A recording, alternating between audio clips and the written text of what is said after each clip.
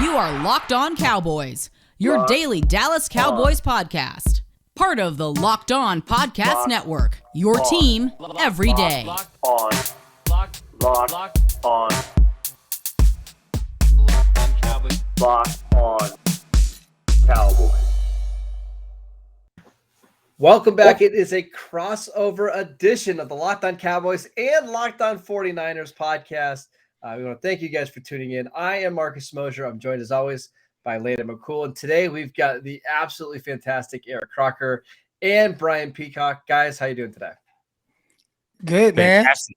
Hey, Yeah. real quick, Sure I want to let y'all know, I was with my big brother. He's a diehard Dallas Cowboy fan. And we were listening to your show. And man, that beat in his SUV, that intro, man, it was like knocking, man. What is that remix? Is that It you bumps. guys? I've not heard anything like that on any of the It intros. bumps. That wasn't an option when we got ours before. Yeah, So it's because I made it. For all the Cowboys faithful out there. I made it. okay. Well, you made my brother happy. You made him proud. I'm glad. I'm glad somebody likes it because I wasn't sure. I know Mosher mocks me for it constantly. Eric, I know I've interacted with your brother on Twitter before. I know he's a big Cowboy fan, so it's always great to hear that. So Yeah. we are going to Unfortunately. unfortunately, we're going to preview this absolutely fantastic matchup between the 49ers and the Cowboys in round one of the wildcard playoffs. But let's first start talking about the 49ers. Eric, I want to start with you. Before we start talking about this game, just how have you thought the season has gone so far for the 49ers? It's been a roller coaster ride. I think the game against the Rams, and I know a lot of people are paying attention to that. That was a microcosm of how this whole season has gone. Starting off 2-4, then going on a 3-game winning streak. Losing some games that you feel like you should win, but really ultimately finishing strong and being one of the hotter teams entering the playoffs. It's really been a roller coaster of a ride. But I think if you were to ask the 49ers where they thought they would be before the season, they would probably kind of say, hey, we'd be right here where they are right now. Yeah, and I guess for me, the big question I have has been one that's been kind of going on all season long, and it's the Trey Lance versus Jimmy G question. And obviously at this point we're in the playoffs, and Jimmy G is going to be the guy that the Cowboys are going to be facing. But I mean, do they still mix in Trey Lance for some packages, or will we see him at all, or is this just going to be a full Jimmy G game and they're not going to look back? Now, Trey Lance is under wraps. He's under wraps until 2022. If there was a time to bust out Trey Lance, it would have been last week with an injured Jimmy Garoppolo and how that game started. And Kyle Shanahan doesn't want to mess with it, and which is surprising because he was trying to mess with it earlier on in the season, and he said it kind of messed up his play calling mojo.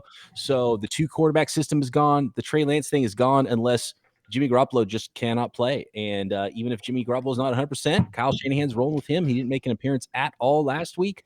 So it's Jimmy G's show. This is his season, and the 49ers are going to live and die with Jimmy Garoppolo, who Kyle Shanahan has gone to bat for. And again, recently, yesterday or today, was talking again about Jimmy Garoppolo, calling him a really good quarterback. Like he likes himself some Jimmy G, and Jimmy G is for the most part efficient in his offense and knows where to go with the ball and gets it out quickly. And Kyle Shanahan said about him a lot. It feels like Kyle Shanahan considers, Jimmy is the starter. I know there's a number 3 overall pick behind him, but Jimmy's the starter, Trey's the backup.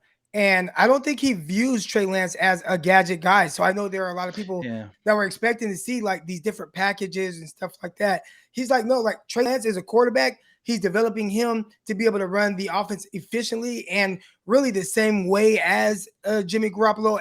Obviously they have different strengths and weaknesses, but he wants him to be like that guy, a pure quarterback. And he doesn't feel the need to put him in for certain packages, even if it's short yardage. Now, 49er fans, we've been, up and down about that. People that cover the 49ers, we've had that discussion. But Kyle Shanahan, here's our starter. This is our backup. And if the starter's healthy, he's going to play. Brian, I got a question for you. So Landon and I absolutely love offensive line play, and we've been blessed for the last decade to get to watch Tyron Smith and Zach Martin. But the 49ers, Trent Williams, I mean, for my money, I think he's been the best tackle in the NFL the last decade. Missed last week. Is he going to play this week? I thought he was going to play last week, so I still think he's going to play this week. We'll find out. I guess that injury was a little bit more serious than Kyle Shanahan thought at the beginning of the week last week, and that everybody else thought because of how Kyle Shanahan felt about it. So we'll see if he plays. Colton McKivitz, I mean, he didn't make the team out of camp this year, 5th-round pick from last year. Really did an admirable job. He wasn't amazing. He wasn't Trent Williams, but he was okay, and he was solid. Not ideal situation there. Definitely beatable. Lost some reps, but it's so hard to replace someone like Trent Williams who broke Pro Football Focus's grading system this year, 98.2 grade or something like that. And Sam Monson was making the argument that maybe he should be Offensive Player of the Year, although we know that no offensive lineman is going to get that much credit. But it's amazing how good he is. And, watching him from afar with Washington, we knew he was a good player, and I knew he was a good player and one of the better tackles in the league, but it's really hard especially with the offensive linemen, to appreciate them until you see him every game, every snap, and how he wins and ragdolls guys and just chucks the screen and gets out on the move and can do everything in that wide zone that Kyle Shanahan wants his offensive linemen to be able to do, and then just can, stone the best of them as a pass protector. So it's pretty amazing to watch him play, and he's so awesome. So yeah, crossing fingers that he's going to be back in there, because it's definitely a tick up when he's in the ball game. And earlier on in the season, I don't know what the final numbers ended up being, but there was a breakdown of Elijah Mitchell running right, running middle, running left, and he was gaining like 9 yards per carry when he's running to the left side. And then when you have Laken Tomlinson next to him, who's been really good for the 49ers, and then you can put George Kittle at tight end on the other side of Trent Williams. I mean, that's just tough for teams to match up against, and those guys can block him up. So I hope he plays. I hope he does, because we want to see like Randy Gregory, who's been a star for the Cowboys this year. Like, I want to see how he plays in a big game against, I think, the best left tackle in the NFL. Like, as a football fan, that's just fun to watch, right? No doubt. Yeah, you want to see the best against the best, and that's what 49ers-Cowboys is all about. One of my listeners, Rebecca, hit me on Twitter today, and she said, you guys were talking about the 90s on the podcast. What about the 70s? The Cowboys knocking us out of the playoffs. So this thing goes deep for a lot of people. I mean, maybe the youngins don't know about it, but this is serious business. This is what it should be. 2 marquee franchises, 49ers-Cowboys in the playoffs. I'm pumped. I'm an old man. I mean, old enough to remember that when the Cowboys played in the 90s, they were talking about all the history that the Cowboys and the 49ers already had up until that point. And that was before we about to play each other 3 times in the NFC Championship. Oh, don't wear that Catch shirt. I know exactly what that is. I'm old enough to remember when that happened. Not old enough to see it, but old enough to remember my parents crying. I guess one of the things I really want to discuss, and I know the Cowboys fans are concerned about, really when it comes to thinking about the matchup with the 49ers is, and you mentioned it, the run game and how Kyle Shanahan, organizes it. Obviously, your guys are a wide zone kind of base team, but there's so many different cool elements to the constraints that they run against that with power and man and just some of the cool things they do, like some of the inside toss stuff that they're doing just to kind of screw up angles for linebackers. Can you talk to us a little bit about how important the run game is to the Kyle Shanahan offense and how it's kind of the impetus for all the things that kind of are the constraints off of it? Well, everything with the 49ers works off of the run game. Even the pass game, I think a lot of people think, oh, they just want to run because they can't throw the ball. I don't think that's necessarily the case. Obviously Jimmy Garoppolo has some of his limitations, but he definitely can throw the ball. But Kyle likes to establish the run game, and then everything he does off of the run action eventually turns into a pass play. A lot of times either big hitters, RPOs, and with the 49ers, the way their offense is constructed, they have a plethora of really good run after catch guys. So there's a lot of quick hitters where, okay, we're going to show you outside zone. We'll show you outside zone. We'll show you some toss. And then we're going to show outside zone again, pull up and throw a slant to Deebo Samuel. And let's see if he can break a tackle and how far he can run. Or let's get the ball to George Kittle in space on a big crossing route. Or like we saw, Trey Lance do, and we've seen Jimmy do this as well, those big boot play actions, and you get a corner post by a guy downfield. We've seen Kittle do it. We've seen Deebo do it, and that ends up being a touchdown. So a lot of it, the identity of the 49ers starts with the run game. And, it talked about Trent Williams and his grades. Well, his run blocking grade was like the best ever. It was so high, and the 49ers are definitely going to need that this Sunday. We need to take a quick break, but before we do that, Eric, I just want to ask you really quickly, how worried are you about the 49ers secondary against the Cowboys receivers? Because I know you're a former defensive back, and that's been a little bit of the problem for the 49ers this year, but how nervous are you? I've been a little higher on the secondary than most, and not in the sense that I think they're just great, but I do think they've done a solid job of limiting just a ton of passing yards in games or a ton of big plays. You look at on the outside, and they definitely have a rookie, Ambry Thomas, and we know, he can kind of be a liability, especially at the catch point. And teams have had some plays in success against the 49ers secondary, but I think the 49ers have done a good job of limiting it. You look on paper, they have the number 6 team against the pass. Now, again, their DVOA against the pass isn't as great. So teams have been able to be somewhat efficient, but it feels like they do more of a bend but don't break type thing. If they come out and are worried about the Cowboys receivers being able to win on the outside, they might do more of what they did against the Cincinnati Bengals, where they played a ton of too high. They played a lot more cover 2 to kind of bracket the guys and kind of limit those big play shots. So in theory, on paper, yes, you are extremely worried about the Cowboys' weapons and what they have in the passing game. But the results so far of what the 49ers have done, that hasn't been the thing to like hurt them or kill them in games. It will most likely come down to the play of Jimmy Garoppolo. So we're going to flip this around, and Eric and Brian are going to ask us questions about the Dallas Cowboys, the 12-5 Dallas Cowboys, NFC East champion Dallas Cowboys. But before we do that, I want to tell you guys about online gambling. Online.gambling.com is a website dedicated to giving bettors the edge. Throughout the NFL playoffs, they're providing you with the best tips, news, and more to make your bets smarter than ever. If you're planning on placing a bet during the playoffs, make sure you head to onlinegambling.com before you do. Onlinegambling.com gives bettors the edge by providing the best and most trusted experience online all day, every day. That includes their OG tips section, where you'll find their own Super Bowl picks, as well as the inside track on how to beat the odds throughout the NFL playoffs. Onlinegambling.com provides the best and most trusted experience every single day, inspiring every bettor in the world to beat the odds. Make sure you visit onlinegambling.com/NFL for the latest betting news, tips, and odds to give you that edge throughout the playoffs. Remember, onlinegambling.com/NFL to make the most of this year's playoffs.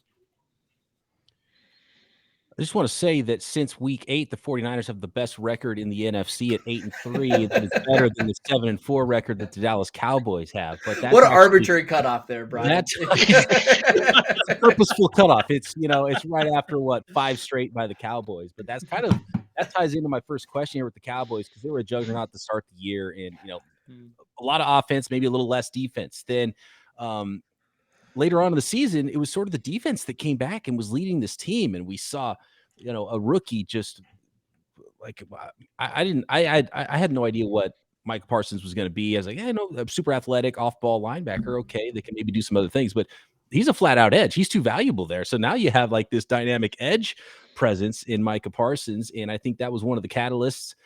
Diggs picking balls off left and right, but giving up touchdowns left and right.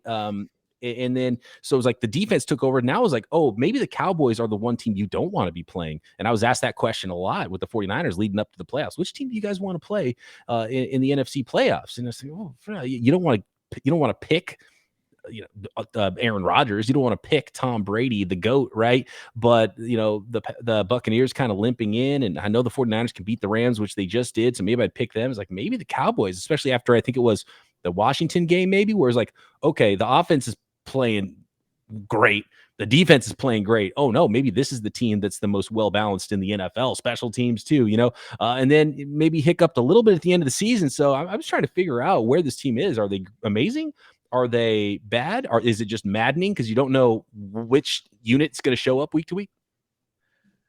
You would be both. I mean, we're all trying to figure it out. I think, I think you kind of nailed it on the head. It's been kind of a week to week thing. I think they started out extremely hot on offense, had some injuries. They did some offensive line shuffling that had some negative effects. They had a really tough stretch of 4 games in 12 days or something like that, or 15 days, which they normally do kind of over the Thanksgiving holiday. But it was a really rough stretch for the Cowboys. They were able to get some players back. They had their bouts with COVID just like everybody else. And where did we end up? We ended up with a blowout win at Washington, a game against Arizona where they expected to win against a good team and then they didn't. And then a blowout win in the Eagles. And it's like, well, with all this back and forth, what are we to expect against San Francisco? I think I would not at all be surprised if juggernaut Cowboys showed up against the 49ers, if the team that was throwing the ball out of the yard against the Buccaneers that came up 2 points short against in Tampa Bay, it was the one that showed up in Washington with the better defense. I wouldn't be surprised at all if that was the team that showed up. I also would not at all be surprised if the Cowboys can't run the ball at all against on this 49ers defense. They struggle to throw the ball against a too high shell, and they can't stop the run to save their life against the 49ers run game, and the Cowboys lose this game in embarrassing fashion. Like, I could see any of the possibilities between that and there happening. And I think that's, what's frustrating for Cowboys fans is that it seems like for a long time you kind of had an idea of what this team was early on. 5-game winning streak, difficult road win in overtime over New England, and then suddenly the last part of the season, we got a wild variation between the two, just kind of vacillating between great and terrible. So I wish I could give you a better answer than that. But I think that the truth of the matter is that the Cowboys fans themselves are waiting for a better answer because they don't really know, how much was just disjointed offense, how much was them, keeping things back. I think Cowboys fans are excited to see exactly which team shows up on Saturday or Sunday, rather. So I have a question, for Marcus or, Landon, whoever wants to answer it. Following my Twitter timeline, you have a lot of 49er fans that are looking for any reason to kind of discredit the Dallas Cowboys for the success that they've had this season. And they have pointed out a few interesting stats, right? The Cowboys against non-divisional playoff teams are 1-3, I believe. So the one win coming against the New England Patriots, but losing against the other opponents. And then their numbers, as far as their points, Cowboys have the highest scoring offense in the league, high powered, but their points per game drastically go down when they're not playing against NFC East opponents. Why do you guys think the reason is for that? Number one, the NFC East sucks, and we put up a lot of points on that. Yeah. So it's a big drop off, right? I mean, they scored 56 against Washington and 52 against Philadelphia. So you're going to see a little drop off after those couple of games. I mean, a lot of the teams that they played and lost to are good. Like the Chiefs, like that game that they lost 19-9. The offense just didn't play that well in that game. CeeDee Lamb got hurt, right before halftime, and they just had a bad game. I don't think playoff teams are their kryptonite or anything like that. It's a fairly small sample size, and we have seen them play good against a few playoff teams, right? Like Philadelphia, obviously, New England. They went to Foxborough and beat them there. It's just kind of the NFL. I mean, if they could manage to get a tie on that last game of the season, the Chargers would have been a playoff team, and we beat them on the road. So It's not like we haven't beaten some good teams. I just think that Marcus is right. The sample size is what it is, and comparing to NFC East, well, I mean, it's like playing the minor league team for 6 games of the year. So the Cowboys took care of business there, obviously, and shouldn't apologize for beating up on division opponents. But I don't disagree. It kind of feeds into that narrative of wildly vacillating between being an extremely good team and an extremely mediocre team. So I think it definitely puts doubt in their mind, but I also think that a lot of it has to do with, like Marcus said, sample size, probably. Yeah, that's a good point. Should completely throw out those NFC East games. The Niners should be the 3 seed this year. It's a good point. I'm glad you brought that up. I want to talk about the trenches because it's the most important part of this game. Croc talked about earlier how maybe, I think we're a little bit more confident than maybe from the outside looking in with the 49ers secondary, and the 49ers defensive line is a big part of that. But the Dallas Cowboys have a really good offensive line. So what is the plan for the Cowboys to block up the 49ers, especially Nick Bosa? I assume some double teams there, or you're going to let the tackles just go to town one-on-one with Nick Bosa. What have the Cowboys done against top pass rushers this year offensively? And is there a weakness on that offensive line? Maybe, the center, Tyler Biadasz. Is that a place where the 49ers could maybe find some success on the interior and try to stop the run and try to get after Dak Prescott a little bit? I can go ahead and answer this one. The weakness for this offensive line is somehow they're like magnets to penalty flags. I don't know how it happens, but this offensive line has more penalty calls on them than any other offensive line in the NFL.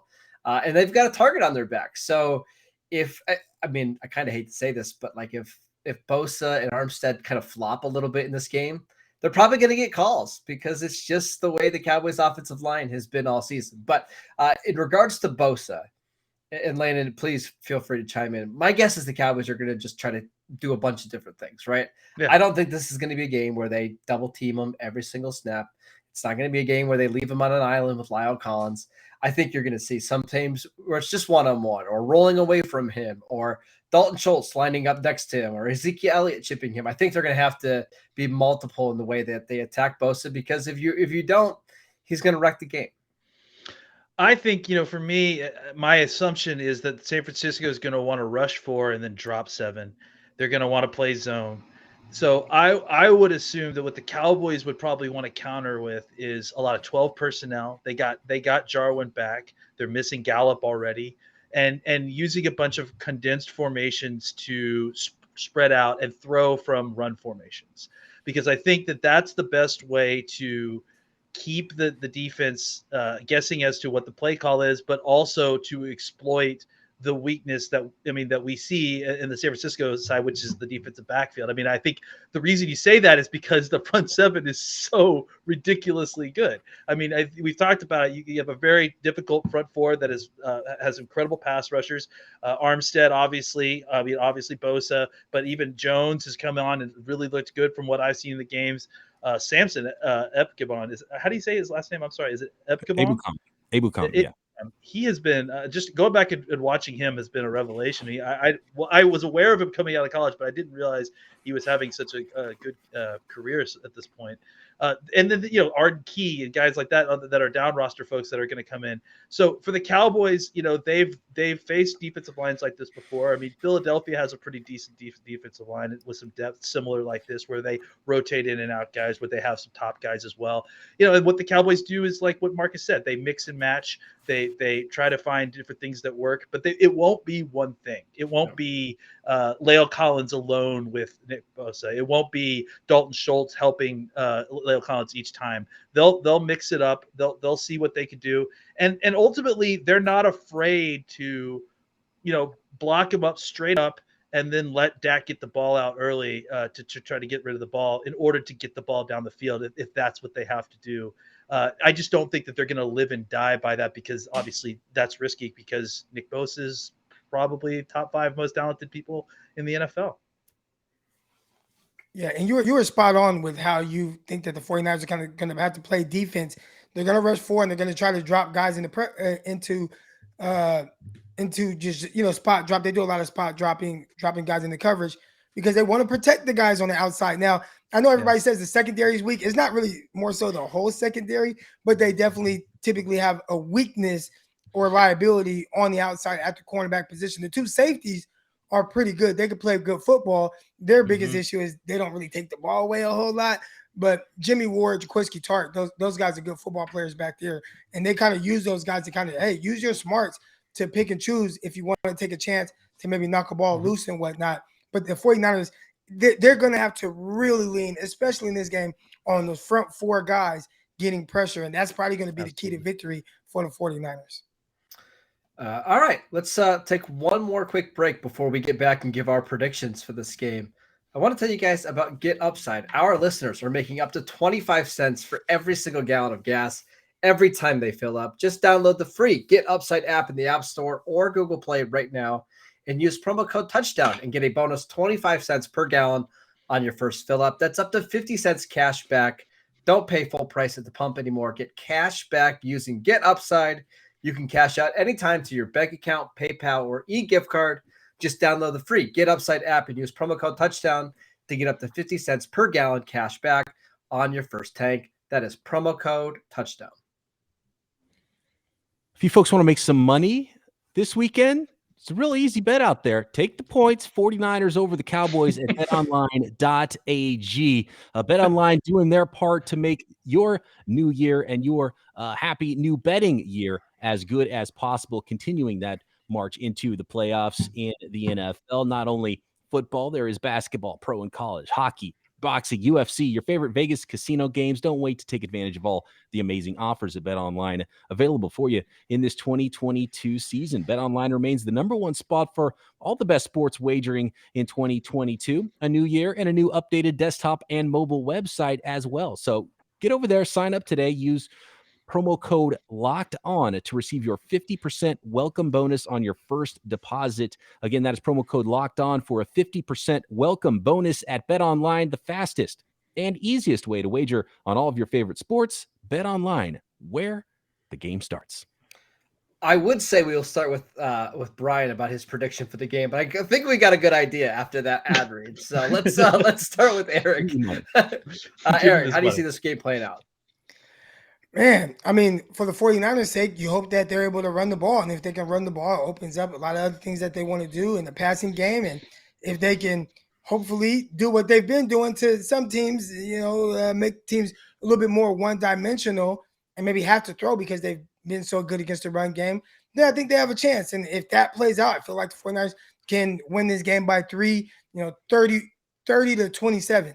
Now, if that doesn't happen, I mean, the Cowboys could just blow them out because they're that type of team. So for the 49ers' sake, I am kind of thinking that it's going to play out a little bit more. Now, it's going to depend on Jimmy Garoppolo as well. Does he throw an interception? And the Cowboys take the ball away more than anyone in the NFL? A lot of moving pieces to this one, but I'll take 49ers 30-27. Brian? It's tough for me to get the visions of Zeke Elliott running wild on the 49ers from I don't even remember what year it was. What year was it? The Zeke CJ Beathard, 2017. 2017. So that was Kyle Shanahan's first year. So he wants some revenge. He was over 200 yards rushing or something like that. Obviously, both these teams are very different right now. And you know what? Before I make my prediction, let me ask you guys this really quick. How has that running game looked? Because I know the numbers haven't been there for Zeke like past years. I thought he lost a huge step last year. Has he gained any of that back? Does it help just having a two-headed monster there with Pollard? How has that team run the ball? Because the 49ers have been really good running the ball, and one of the big parts of the 49ers defense is making the other team one-dimensional, then using that pass rush to get after the quarterbacks. So I want to ask you that really quick because I didn't ask you that before I make my official prediction. Marcus? Who's running the ball for the Cowboys? Because that's my answer, right? Like, if it's Ezekiel Elliott and he's running between the tackles, you're not going to have to worry about the Cowboys blowing you out that way. If it's Tony Pollard, a little bit more inconsistent, but he's the game breaker. And it seems like all the coaches around the league are more terrified of Tony Pollard. And if the Cowboys lean into giving him more work, kind of like they did last year against San Francisco, I think they can run the ball well. But if it's a 16 carry game for Ezekiel Elliott, I think the 49ers are going to be just fine. Well, real quick, Zeke's mom, she was on a Twitter space Tuesday night and said that Ezekiel Elliott is not 100%. And that he's a little bit better than he was earlier in the season, but there's something going on with his knee. I'm like, wow, thank you for sharing that information. He's actually kind of almost recovered from that at this point. Like that's been a thing that's happened early in the season. He wore a 2 knee months brace. now. And he's actually been playing better football since then. Like he's actually on an incline as opposed to a decline at this point from the knee injury. But I think Marcus is still right. Like I think likely what you're going to see is a 50-50 split of Pollard and Zeke. And when they do that and when they execute it well, the run game works pretty well. So keeping that in mind, Brian, what do you come up with? That means that I've got the Niners by 1 in this one. I think this is going to be fun. I think it's going to come down to the last possession. I think it's only fitting for both these teams. That's the way it's going to happen. And that's just the way every 49ers game feels like. I say, kind of flip a coin. Is it going to be bad Jimmy? Super efficient Jimmy's going to throw some picks. Are the picks going to not end up mattering because he comes back and toughs it out? So we'll see about the thumb. We'll see which Jimmy shows up in this one. I don't think they can get behind like they did against the Rams last week. But I think this is going to be a really good game. It's going to be a close one. I am going to say, I'm going to say 31-30 49ers. So, yeah, Easy money. Go take that money. Landon? I mean, somebody's got to pick the front runner. So I'm going to pick Dallas. I think that, I listen, styles make fights, and this is going to be an incredible one. And honestly, this is definitely one of the teams that, I mean, you were talking earlier who you would not want to play. 49ers are a hot team. They play a style of football that's difficult to beat in the playoffs. They have one of the best coaches in all of football, one of the smartest minds in all of football. I just think that at the end of the day, for me, the deficit between the quarterbacks is large enough that I'm going to trust Dak to win the game at the end of the game over Jimmy. And I just think that if the Cowboys can't stop the run, they're going to have a long night. And I think it's going to be about how well someone like Parsons is playing, how well he's able to kind of be a run game racer. And if he's able to do that, or at least slow down San Francisco on first and second downs, get him into long third down situations, put the ball in Jimmy's hands versus Kyle's very unique run game mind and all of the different variations and problems that he can create because of that in both the run and the pass game. I think the Cowboys can control this game. And I think that they can put their foot down on the gas and just keep scoring. I think that's where the Rams screwed up.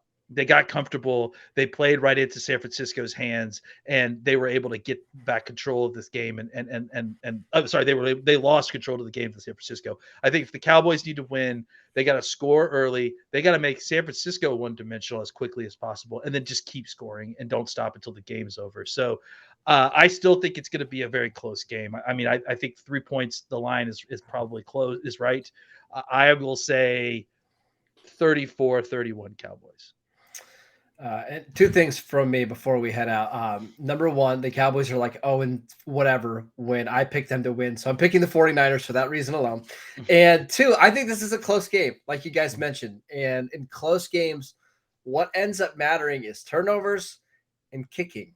And I don't love the way Greg Zuerlein has been kicking lately for the Cowboys. And Robbie Gould, I believe, was just the NFC Special Teams Player of the Week last week, correct?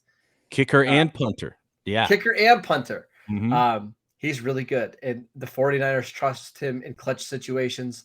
I'm not so sure about Greg Zuerlein in Dallas. So I'm going to pick a lower scoring game. I'm going to say like 24-22. I think scoring is going to be hard in this game. I think both teams are going to come out flying on defense. I think this is going to be a lower scoring game. Actually, I just want to say, after I made my pick, I thought about that for a second. I thought, you know what? I think for a 49ers win, lower scoring is better. If it does get into the 30s, that might be the game script that helps the Cowboys out a little bit. So I think it might be closer to what you're talking about there, Marcus. I think you might nail that one. I think the Cowboys would love to make this game a shootout, right? I think they would love to have it Dak versus Jimmy Garoppolo. And if the 49ers can kind of prevent that, I think they will win. We want to thank you guys for listening to this crossover edition of the Locked On Cowboys and Locked On 49ers podcast. You can follow Eric on Twitter at Eric_Crocker. You can follow Brian at BD Peacock. You can follow Landon at McCool BCB. And I am at Marcus_Mosher. Enjoy the game this weekend, fellas, and we'll talk soon.